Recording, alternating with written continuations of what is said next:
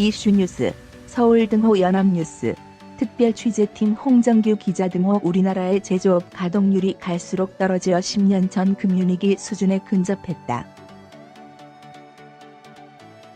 반면 미국, 일본, 영국, 독일, 프랑스 등 주요국의 제조업 가동률은 상승 추세다. 한국 공장의 굴뚝만 냉각되고 있는 것이다. 6일 통계청에 따르면 우리나라의 제조업 가동률은 올해 2월 70일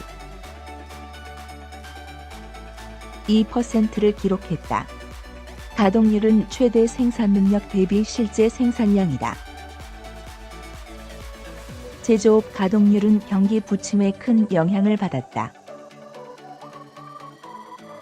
금융위기 직전 2008년 1분기 80일 3%이던 가동률은 그해 4분기 73%, 이듬해 1분기 66.5%로 급락했다. 금융위기가 진정되면서 2011년 1분기 80일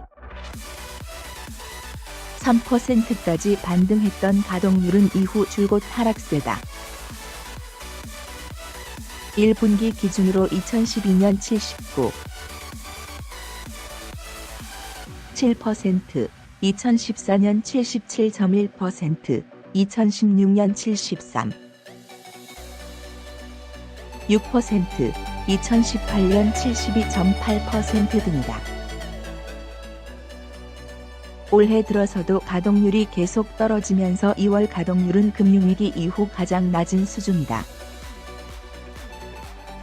가동률이 하락한다고 무조건 나쁜 건 아니다. 생산 능력, 즉 생산 설비나 노동력 또는 조업 일수 등이 급증하면 아무리 생산량이 늘어도 가동률은 낮게 나타난다. 따라서 오랜 기간에 걸친 평균 가동률과 현 시점의 가동률 사이의 차이를 살펴봐야 하는데, 문제는 이 차이도 마이너스 갭 상태가 갈수록 커지고 있다는 점이다. 국회예산정책처 황종률 경제분석관은 최근 주요국 제조업 평균 가동률 추이의 특징과 시사점 보고서에서 우리나라 경기 국면과 제조업 가동률을 비교했다. 최근의 경기 수축기는 유럽 재정위기가 불거진 2011년 3분기 2013년 1분기였다.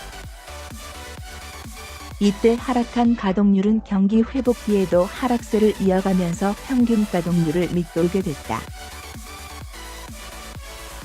가깝게는 금융위기, 멀게는 1997에서 1998년 국제통화기금, IMF, 구제금융사태 직후 보였던 제조업 가동률의 보궐력이 이번에는 나타나지 않는 것이다. 황 분석관은 조선 산업의 구조적이고 장기적인 침체가 보궐력 상실에 크게 작용했다고 설명했다. 실제로 제조업 가동률 하락은 조선을 포함한 기티 운송장비, 기계장비, 전기전자 등 과거 우리나라 제조업의 열대 주력 업종의 부진 때문으로 분석됐다. 기티 운송장비 가동률은 금융위기 전 전체 제조업 가동률의 5배를 웃돌았지만 최근에는 반대로 절반 수준으로 주저앉았다.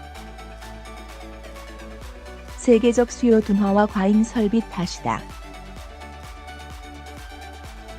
기계장비 가동률도 과거 호황기와 견제워 30% 이상, 자동차 역시 2015년 이후 하락세다.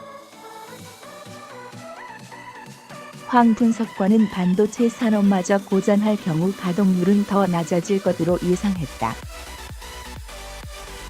문제는 세계 시장에서 경쟁하는 제조업 중심 국가 가운데 우리나라가 유독 가동률 하락에 시달린다는 점이다.